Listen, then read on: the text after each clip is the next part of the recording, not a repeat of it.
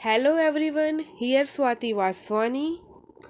आज हम पढ़ेंगे हमारा next IMP question of BCom semester 1 marketing management का concept of marketing mix and its components. अगर आपने मेरे पहले के 2 वीडियो देखे होंगे तो आपको एकदम क्लियर हो ही गया होगा कि मार्केट क्या होता है, मार्केटिंग क्या होता है। पहले हम इधर समझ लेते हैं एक बार कि मार्केटिंग क्या है। जिनने मेरे पहले के 2 वीडियो नहीं देखे उनके लिए marketing include all function right from the production of goods till they reach the customer। Marketing क्या होता है? जब हम प्रोडक्शन करते हैं प्रोडक्ट का, रॉ मटेरियल को फिनिश्ड गुड में कन्वर्ट करने की जो प्रोसेस होती है और उसको उस फिनिश्ड गुड को कस्टमर तक पहुंचाना, उस कस्टमर को सप्लाई करना, जो हम स्टेप्स करते हैं, जो हम फंक्शन कैरिड आउट करते हैं, वो है मार्केटिंग। और उन फंक्शंस में से कुछ मेन 4 कंपोनेंट्स है। क्या? मेन 4 कंपोनेंट्स जो बहुत ही इम्पोर्टेंट है। और हम उन मेन कंपोनेंट को कहते हैं 4 पीस। क्या? क्योंकि चारों पी से ही स्टार्ट होते हैं। फर्स्ट है product, price, promotion, place. When these 4 components are coordinated, it is known as marketing mix। जब ये 4 कंपोनेंट एक दूसरे के साथ क्या कोऑर्डिनेट करते हैं तो हम इसको क्या कहते हैं? Marketing mix. Can not achieve the desired success emphasizing on the concept of marketing activity, and in case if some success is obtained it cannot last for long time। if हम ये मार्केटिंग मिक्स को emphasise value नहीं करेंगे, ये concept नहीं समझेंगे तो business company उसको सक्सेस नहीं मिलेगी। अगर मिल भी जाएगी तो वो लॉन्ग टर्म के लिए नहीं होगी। तो इधर एक डेफिनेशन दी गई है, हम वो पढ़ लेते हैं। Marketing means synchronism of product, price, promotion and distribution in a such a way that company supply its goods effectively in particular section of market। Marketing means मतलब ये जो 4 एक्टिविटीज़ है ना, उसको सिंक्रोनाइज मतलब कोऑर्डिनेट करना, एक दूसरे से कनेक्ट करना ऐसे वे में कि हम अपना जो प्रोडक्ट है, गुड है, वो इफ़ेक्टिवली एकदम अच्छे वे में सप्लाई कर सके मार्केट में जहाँ इस गुड की नीड है। अब हम स्टार्ट करते हैं। हमारा फर्स्ट कंपोनेंट पढ़ेंगे। फर्स्ट है प्रोडक्ट। अब प्रोडक्ट क्या होता है? Product starting marketing start with production of product and and when the product reach. अब हमने पहले ही पढ़ा था कि मार्केटिंग किससे स्टार्ट होता है? प्रोडक्शन से। और एंड कब होता है, ख़त्म कब होता है? जब हमारा प्रोडक्ट हम कंज्यूमर तक पहुंचा देते हैं। तो जब हम प्रोडक्ट बना रहे हैं, हमारा पता है मार्केटिंग का फर्स्ट स्टेप क्या था, फर्स्ट फंक्शन क्या था? Marketing research. तो उसमें हमने पढ़ा था कि हमें पहले रिसर्च करनी है कि जो हमारा कस्टमर है उसकी क्या रिक्वायरमेंट है, क्या नीड है, कस्टमर कैसा प्रोडक्ट चाहता है, कस्टमर का टेस्ट, प्रेफरेंस, कस्टमर का चॉइस क्या है, उसके अकॉर्डिंग हम प्रोडक्ट बनाते हैं। देखो इधर दिया गया opinion of customer regarding the product. Customer का क्या ओपिनियन है, कस्टमर कैसा प्रोडक्ट चाहते हैं। The study of the customer taste, habit and requirement. हमें वो स्टडी करना होता है, रिसर्च करना होता है कस्टमर को कैसा, कस्टमर का टेस्ट क्या है, कस्टमर किस टाइप का प्रोडक्ट चाहते हैं, उनकी हैबिट, उनकी रिक्वायरमेंट को ध्यान में रख के हमें अपना प्रोडक्ट बनाना होता है। कस्टमर कैपेसिटी टू पे प्राइस फॉर द प्रोडक्ट। जब भी हम प्रोडक्ट बनाते हैं उसका प्राइस हमेशा रीजनेबल होना चाहिए कि कस्टमर उसको खरीद पाए, बाय कर पाए। तो price should be reasonable. More than one requirement of customer should be satisfy from the product. और हमें प्रोडक्ट ऐसा बनाना है कि एक प्रोडक्ट के मल्टीपल यूज़ हो, कि सिर्फ वो अपना एक ही सेटिस्फिकेशन नहीं बल्कि और भी कई सारी उसके जो यूजेस हो सिर्फ वन प्रोडक्ट के। देन अब हम प्रोडक्ट जब हम बनाते हैं उसमें सबसे पहले एक थ्री मेन कंपोनेंट्स हमें उसमें याद रखना है। फर्स्ट है ब्रांडिंग, पैकेजिंग, लेबलिंग। अब ब्रांडिंग क्यों? क्योंकि जो प्रोडक्ट है वो उसके ब्रांड नेम से बेचा जाता है। इफ़ अब एक एग्जांपल से हम समझते हैं, जैसे कि हमने बोला सोप, साबुन, सोप। अब हम बोले लक्स सोप, पियर्स। तो उसका जब ब्रांड नेम लग जाता है तो उसकी क्या सेल्स इंक्रीज होती है। लोग उसको उसके ब्रांड से खरीदते हैं, उसके ब्रांड नेम से खरीदते हैं। बट हम जब बोले नॉर्मली तो उसकी इतनी वैल्यू नहीं होती। बट जब ब्रांड नेम होता है मार्केट में उस प्रोडक्ट की क्या वैल्यू होती है। इसके एक और हम एग्जांपल लेते हैं कि एक नॉर्मल जीन्स है जिसमें कोई ब्रांड नहीं है, एक 700 रुपये का। और एक जीन्स है जो ब्रांडेड है, जैसे कि कोई ट्रेंड, पेंटालून या उसका जीन्स है। तो वो उसकी ब्रांड से बिकता है, उसकी क्वालिटी। तो जब जो प्रोडक्ट की एक स्टैंडर्ड ऑफ क्वालिटी होती है कि ये ब्रांड है तो इसकी जो क्वालिटी वो क्या स्टैंडर्ड होगी।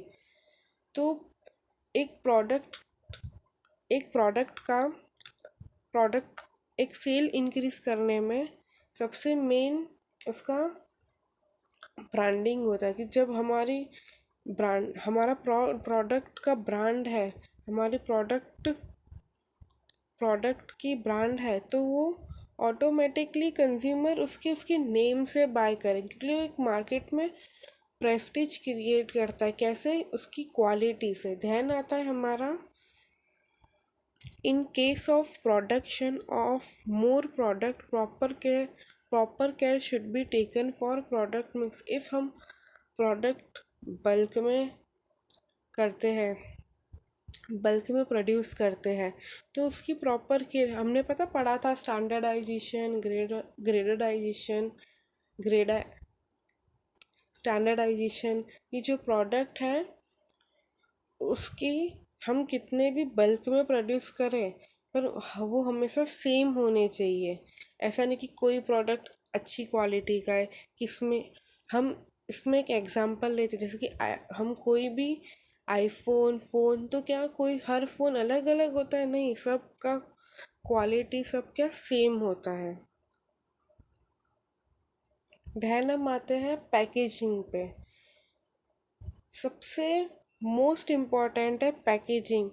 पैकेजिंग से हमारे जो कंज्यूमर होते हैं वो क्या अट्रैक्ट होते हैं प्रोडक्ट को। डिफरेंट मतलब अगर मार्केट में तो कई सारे पल्सीज है, तो अगर हम इस मार्केट में है पल्सीज वीट, तो हम उसे सिंपल पॉलीथीन में डाल के उसको बेचेंगे तो कोई डिफरेंस पता चलेगा कि ये इसकी कोई, जैसे कि आप आशीर्वाद आता है, गुड लाइफ आता है, तो ये सब क्या है उनका पैकेजिंग से वो प्रोडक्ट डिफरेंट दिखता है कि ये इस ब्रांड का है, ये इस कंपनी का है। अगर हम सब नॉर्मल सिंपल और सेम यूज़ करेंगे तो वो डिफ्रेंशिएट नहीं कर पाएंगे हम प्रोडक्ट में। देन प्रोडक्ट जब हम प्रोडक्ट ट्रांसपोर्ट करते हैं तो उसकी सेफ्टी के लिए कि प्रोडक्ट डैमेज ना हो जाए, तो हमें प्रोडक्ट को वो प्रोटेक्ट करता है पैकेजिंग। देन पैकेजिंग हमने पहले की वो अट्रैक्ट करता है। अब आपने वो डेयरी मिल्क सिल्क की पैकेजिंग देखी होगी, वो इतना मतलब देख के ही चॉकलेट्स की पैकेजिंग कितनी अट्रैक्टिव होती है कि हमें ऐसे देख के ही मन होता है कि चलो ले लेते हैं। यानी जो प्रोडक्ट है उसकी पैकेजिंग हमें बहुत अच्छी तरह करनी है, जैसे कि जो कंज्यूमर है वो उससे अट्रैक्ट हो और वो उसको परचेज करें। ध्यान आता है लेबलिंग। लेबलिंग भी हमारा इस वे में हमें करना है कि सारी इंफॉर्मेशन उसकी अवेलेबल हो, तो कंज्यूमर को पता हो कि इस प्रोडक्ट में क्या इंग्रेडिएंट्स है, क्या ये प्रोडक्ट किस इंग्रेडिएंट से बना है, उसकी इंफॉर्मेशन प्रोवाइड करनी है। Then last point, the life of product also should be taken into consideration. After studying the product life, the marketing executive take decision regarding the stage of product and marketing strategy. अब जब हम product बना रहे हो तो हमें उसकी life, उसकी सेल्फ लाइफ, ये ज़्यादातर फूड्स फूड प्रोडक्ट जो हम स्नैक्स खाते हैं वो इसमें क्या इनको डिसाइड करनी चाहिए प्रॉपर, क्योंकि अगर सेल्फ लाइफ प्रोडक्ट की बहुत ज़्यादा कम होगी तो चांसेस है कि प्रोडक्ट बिकने से पहले ही उनकी सेल्फ लाइफ एक्सपायर हो जाए। तो हमें पहले उसकी सेल्फ लाइफ डिसाइड करने की प्रोडक्ट कितना लॉन्ग टाइम तक चलेगा। देन मोस्ट इम्पॉर्टेंट फैक्टर आता है हमारा price. Price, customer of the modern time are not only satisfy with the quality of goods but they also demand quality product at reasonable price. अब modern age में, modern time में जो हमारे customer है ना, उनको क्वालिटी तो चाहिए, प्रोडक्ट उनको गुड क्वालिटी का चाहिए, but at a reasonable price. Price क्या होनी चाहिए, एकदम रीजनेबल, ना कम ना ज़्यादा। अब इफ़ हम प्रोडक्ट का प्राइस बहुत ज़्यादा रखेंगे, हाई प्राइस होगा, तो हमारे प्रोडक्ट की क्या हो जाएगी, डिमांड डाउन। आपने इकोनॉमिक में पढ़ा होगा, इफ़ प्राइस ज़्यादा डिमांड कम, और प्राइस कम डिमांड ज़्यादा। और कुछ एक्सेप्ट्स हैं, हम वो प्राइस फिक्स करने से पहले हमें ध्यान रखना चाहिए। फर्स्ट आता है, cost of production should be calculated before fixing the price. अब जब हम प्रोडक्ट का कॉस्ट फिक्स करते हैं तो उससे पहले हमें पता होना चाहिए कि उसकी कॉस्ट ऑफ प्रोडक्शन क्या है, कि प्रोडक्ट कितने में बना है, इस प्रोडक्ट की कॉस्ट क्या है, तभी तो हम उसमें अपना प्रॉफिट ऐड कर पाएंगे। ध्यान आता है, price of commodity fixed by the competitor should be taken into consideration. अब जब भी हम प्रोडक्ट का प्राइस फिक्स करें तो हमें देखना चाहिए कि हमारे जो कंपटीटर्स हैं उनने उन प्रोडक्ट का प्राइस क्या रखा है, क्योंकि इफ़ हमारा प्रोडक्ट का प्राइस ज़्यादा होगा और कंपटीटर का प्रोडक्ट का प्राइस कम होगा, हम एग्जांपल लेते हैं, बेस्ट एग्जांपल है Coca Cola, Thums Up, Pepsi, ये तीनों सब्स्टिट्यूट है एक दूसरे के। इफ़ इसमें से किसने भी अपना प्राइस ज़्यादा कर दिया, इंक्रीज़ किया, और जैसे कि मान लो पेप्सी 10 रुपीज़ की है, कोका कोला 8 रुपीज़ की है, और थम्स अप 9, तो आप क्या लोगे, हम वही लेंगे जिसकी प्राइस सबसे ज़्यादा कम होगी। तो हमें अपने कॉम्पिटिटर्स को ध्यान में रख के हमें हमारा प्राइस फिक्स करना है, डिसाइड करना है। ध्यान आता है हमारा,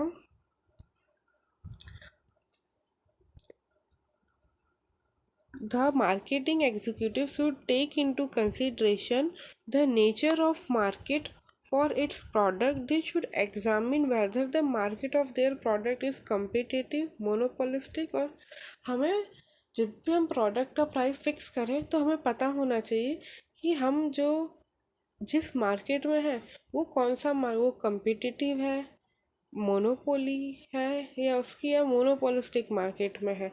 सबसे पहले कम्पिटिटिव में आपको पता होगा कम्पिटिटिव मार्केट क्या है, कि उसमें सब प्रोडक्ट एकदम सेम होते हैं और उसके यूजेस भी ऑलमोस्ट सब सेम होते हैं। मोनोपोलिस्टिक मिक्सचर होता है उसमें। तो ये हमें जानना है कि पहले हमारा मार्केट कौन सा है। Then the company should decide the fixed price policy और डिफरेंशियल प्राइस पॉलिसी। कि कंपनी को ये फिक्स करना है कि उसकी जो प्राइस है वो फिक्स ही रहेगी कि डिफरेंट होगी। जैसे कि हमारा जो प्रोडक्ट है वो हम इस मार्केट में इस प्राइस का बेच, जिसकी दो मार्केट है, मार्केट ए मार्केट बी, हमारा प्रोडक्ट है। तो हमें डिसाइड करना है कि ऑल मार्केट में इसकी प्राइस फिक्स रहेगी या फिर डिफरेंट मार्केट में इस प्रोडक्ट की प्राइस डिफरेंट होगी। वो पहले हमें इसमें फिक्स करना है। Then the cost of after sales service is also included in the price of commodity and such as this factor is also considered before fixing the price। अब जब हम प्रोडक्ट बन जाता है उसकी हम प्राइस डिसाइड करते हैं, तो हमें प्रोडक्ट जब हम सेल कर देते तो उसके बाद हम क्या देते हैं, आफ्टर सेल सर्विस। तो हमें उसकी भी जो सर्विस चार्ज है हम उस प्रोडक्ट में ही क्या इंक्लूड कर लेते हैं। उसको हम कभी कोई इन सच, क्योंकि कुछ 1-2 साल तक वो, जैसे कि हम जैसे कि वॉशिंग मशीन या कोई भी इलेक्ट्रॉनिक प्रोडक्ट परचेज करते तो 1 साल 2 साल उसकी सर्विस क्या फ्री होती है, बट इन एक्चुअली वो फ्री नहीं होती। वो पहले से ही उसकी कॉस्ट हमारे प्रोडक्ट में इंक्लूड होती है। Then the distance between place of production of goods and the marketplace is also consideration before fixing the price। कि जो हमारा प्लेस है प्रोडक्शन का और जो हमारा मार्केट है वो कितना मतलब डिस्टेंस पे है, कितना दूर है। इफ़ हमारा प्रोडक्शन प्लेस और मार्केट प्लेस बहुत ज़्यादा दूर है तो उसमें क्या ट्रांसपोर्टेशन कॉस्ट क्या ज़्यादा लगेगी, वो हमें उसमें इंक्लूड करना होता। तो इफ़ वो हमें कंसिडर करना है कि जो प्लेस ऑफ प्रोडक्ट और मार्केट प्लेस कितना डिस्टेंस पे है वो। इधर हमें एक एग्जांपल दिया है, the price of the agriculture product will be lower in villages than their price in cities while determine the price of product above mention point should be taken into consideration. देखो अब जैसे कि जब हम जो farmers होते हैं ना, वो जब वीट प्रोड्यूस करते हैं उसका प्राइस, एग्जाम्पल दे रही हूँ, इज़ नॉट ये एग्जिट प्राइस नहीं है, real price I don't know. तो हम एक एग्जाम्पल से समझते हैं कि मान लेते हैं कि जब फार्मर वीट प्रोड्यूस करता है तो 1 kg वो 10 रुपीज़ के बेचता है, बट जब वो सिटीज़ में आते हैं तो उसका प्राइस क्या बढ़ जाता है। क्यों? ट्रांसपोर्टेशन कॉस्ट, इंटरमीडिएटर्स, तो कई सारे फैक्टर हैं वो हमें इसमें कंसिडर करना है। ध्यान हमारा आता है नेक्स्ट प्रमोशन। अब प्रमोशन से हम क्या समझेंगे? अब प्रमोशन मतलब यही नहीं होता कि हमें अपना सेल्स इंक्रीज करना है। इस sales promotion does not mean to increase the sale of the product. देखो फर्स्ट लाइन ही यही लिखी है कि प्रमोशन का मीनिंग ये नहीं है कि हम सेल्स इंक्रीज करें। हमने पहले ही पढ़ा था कि जो मार्केटिंग है उसका मेन ऑब्जेक्टिव क्या है। देखो मार्केटिंग का ऑब्जेक्टिव है कि प्रॉफिट करना है, बट साथ साथ में हमारे कस्टमर को सेटिस्फाई भी करना है।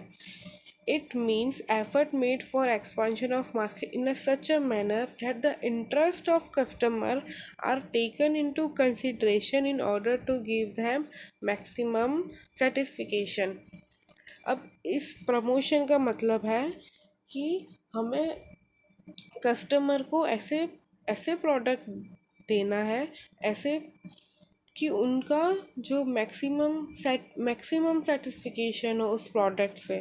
तो हम क्या पॉइंट्स कंसिडर करेंगे? फर्स्ट है, there should be proper planning of advertisement and should aim at definite purpose and should contain information regarding the variety use of the product। अब हम जब एडवर्टाइज करते हैं प्रोडक्ट की, तो हमें प्रॉपर प्लानिंग करनी है कि इस प्रोडक्ट के यूज़ क्या है, रिक्वायरमेंट क्या है, कस्टमर को सारी इंफॉर्मेशन देनी है उस प्रोडक्ट के रिलेटेड, कि कस्टमर जान पाए, समझ पाए कि ये प्रोडक्ट क्यों हमारे लिए इस प्रोडक्ट के क्या यूजेस है, ये प्रोडक्ट क्यों इम्पोर्टेंट है और ये दूसरे प्रोडक्ट से अलग क्यों है। ध्यान आता है, the complain and the doubt of customer should be removed by personal content effort should be made to obtain suggestion from the customer। Necessary changes in product should be made as per the suggestion of customer। अब जब हम promotion करते हैं, तो इसमें कोई product है, तो उसकी कंप्लेन है, कुछ कस्टमर को डाउट है, तो वो क्या हमें सॉल्व करने हैं बाय पर्सनल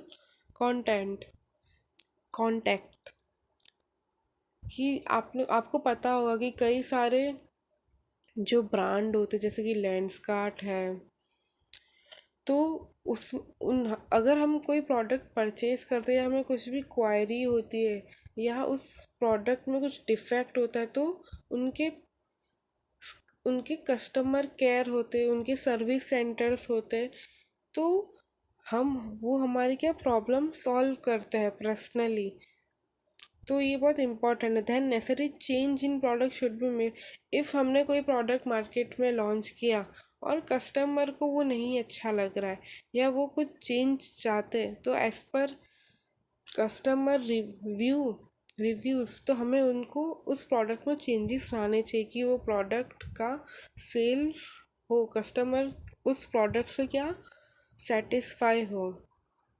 दैन हमारा आता है attractive schemes for dealers, salesman and customer should be made. अब हमें कस्टमर्स को अट्रैक्ट करने के लिए जो हमारे सेल्समैन हैं, डीलर्स हैं, उनको अट्रैक्ट करने के लिए कुछ ऐसी स्कीम्स बनानी चाहिए कि वो हमारा सेल्स क्या इंक्रीज हो। फर्स्ट है कस्टमर ओरिएंटेड। पहले कस्टमर के लिए हमें क्या करना चाहिए, उनको स्पेशल डिस्काउंट देना चाहिए, गिफ्ट, फ्री सैम्पल्स देने चाहिए, क्रेडिट फैसिलिटी की कस्टमर को हमें वो ज़रूरी नहीं कि वो कैश में ही परचेस करे, वो उसको हम क्रेडिट फैसिलिटी देनी चाहिए, उसको प्राइस स्कीम्स यानी ऐसी कई सारी स्कीम्स ऑफर्स देने चाहिए जिससे कस्टमर अट्रैक्ट हो।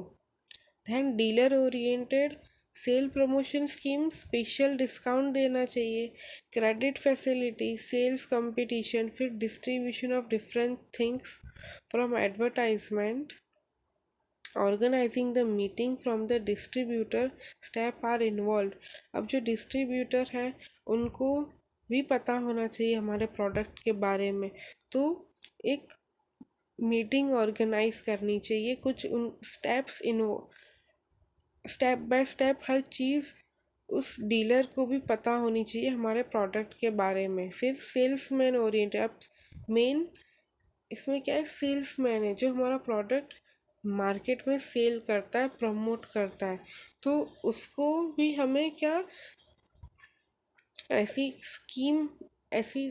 देने चाहिए स्कीम्स और बेनिफिट्स कि वो भी मोटिवेटली वो अपना काम कर पाए, like salary to salesman, commission, bonus, training, vehicle allowance, promotion step are involve. ध्यान हमारा आता है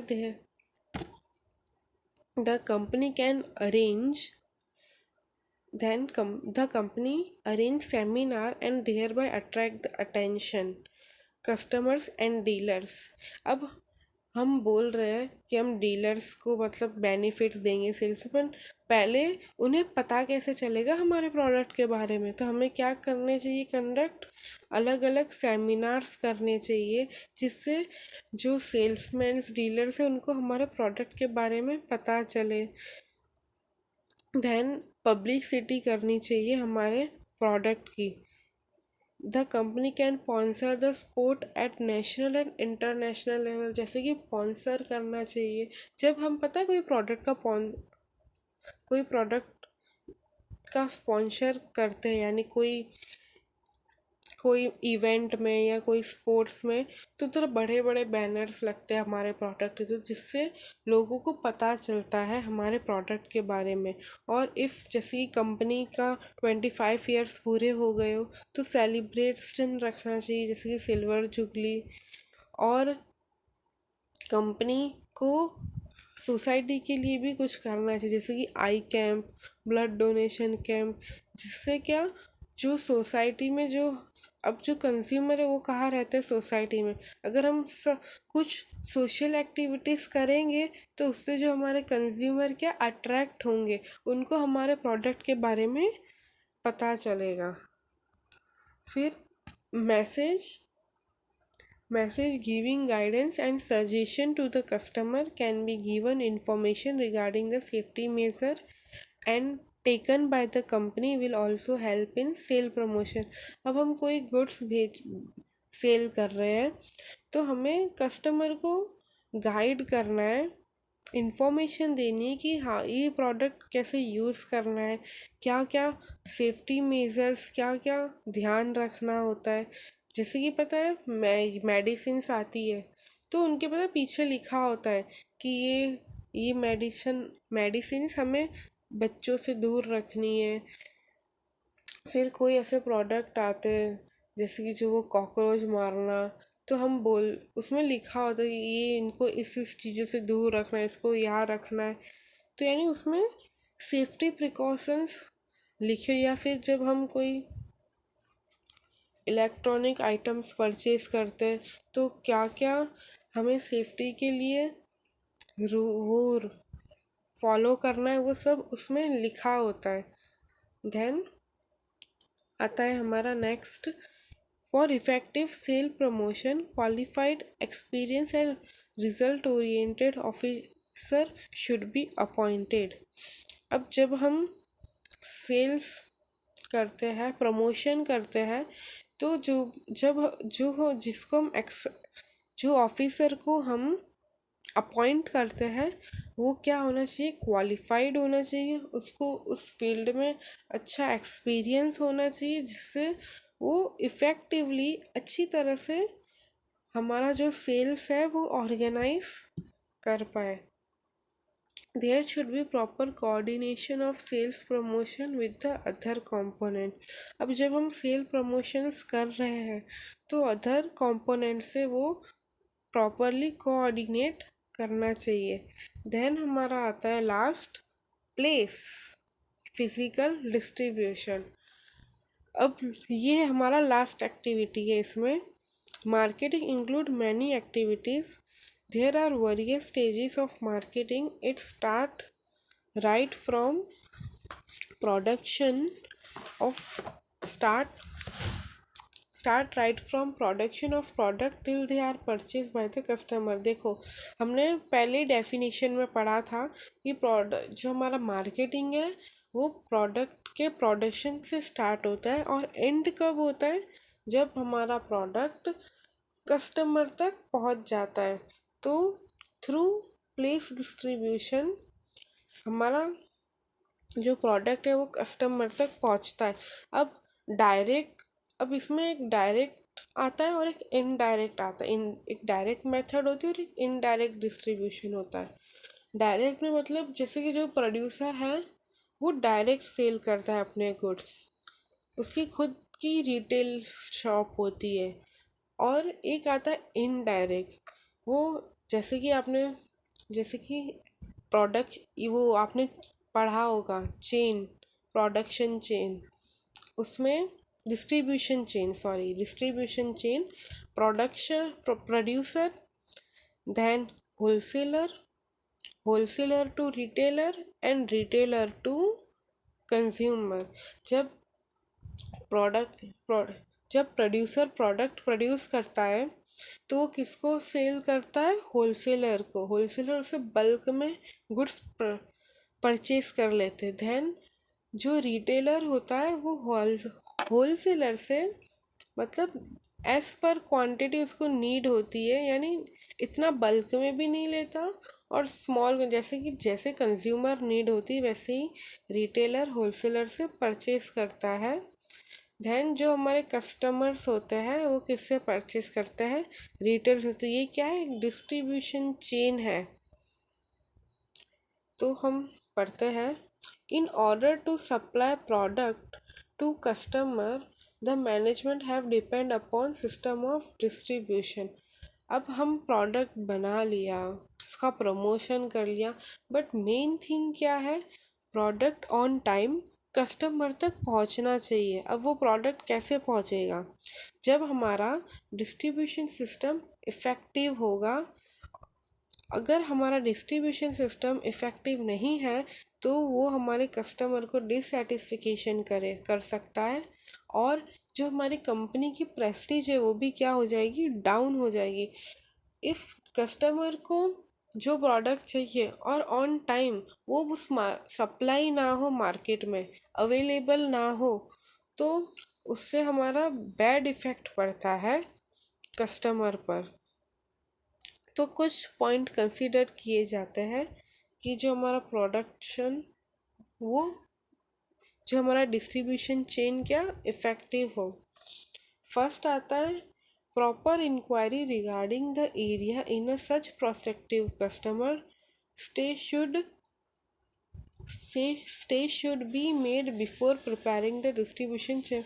अब हमें वो एरिया मार्केट का प्रॉपर नॉलेज होना चाहिए कि जो कस्टमर है वो इस मार्केट में किस तरह के कस्टमर है, उनकी नीड क्या है, तो वो प्रोडक्ट अकॉर्डिंग टू मार्केट वो प्रोडक्ट हमें उधर डिस्ट्रीब्यूट करना। ध्यान आता है the organisation should be aware the fact whether the product is perishable और ड्यूरेबल।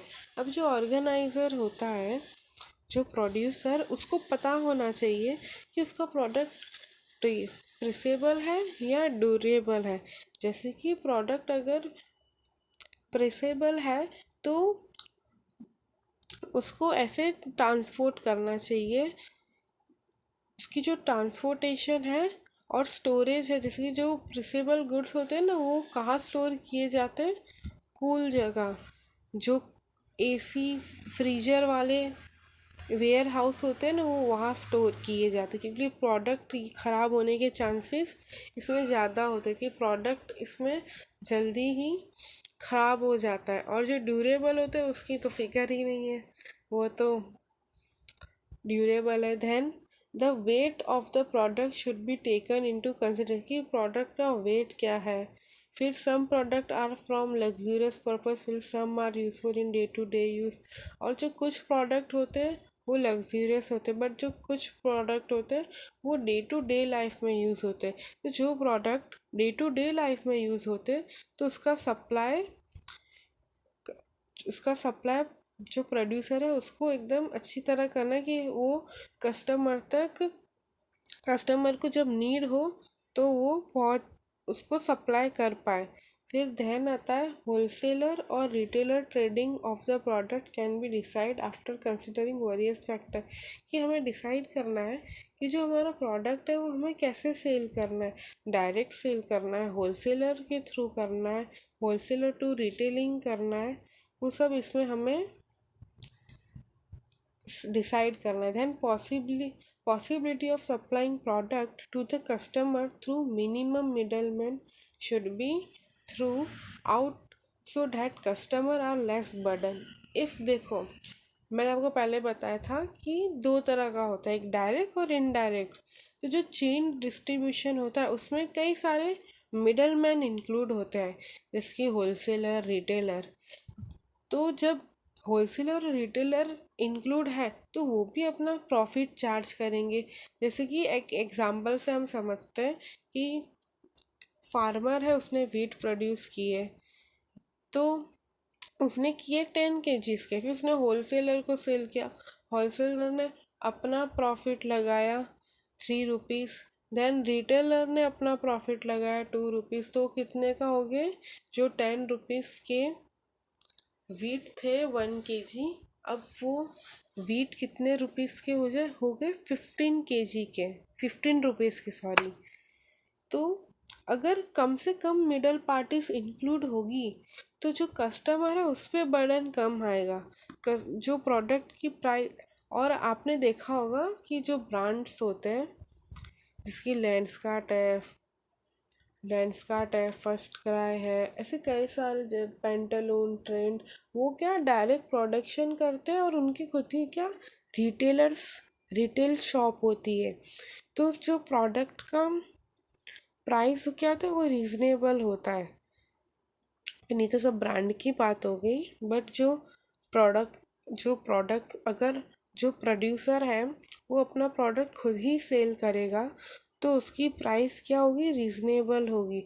और उसमें कई सारे अगर मिडल मैन इंक्लूड होंगे तो उस प्रोडक्ट की प्राइस क्या बढ़ जाएगी। If it is possible a retail shop of company can be, अगर पॉसिबल हो तो कंपनी को क्या ओपन करना चाहिए? रिटेलर शॉप, जिससे कस्टमर को बेनिफिट हो। Thank you so much for watching my video. Please like, share and subscribe. आपका एक लाइक बहुत ही इम्पोर्टेंट है, so please like and share sir.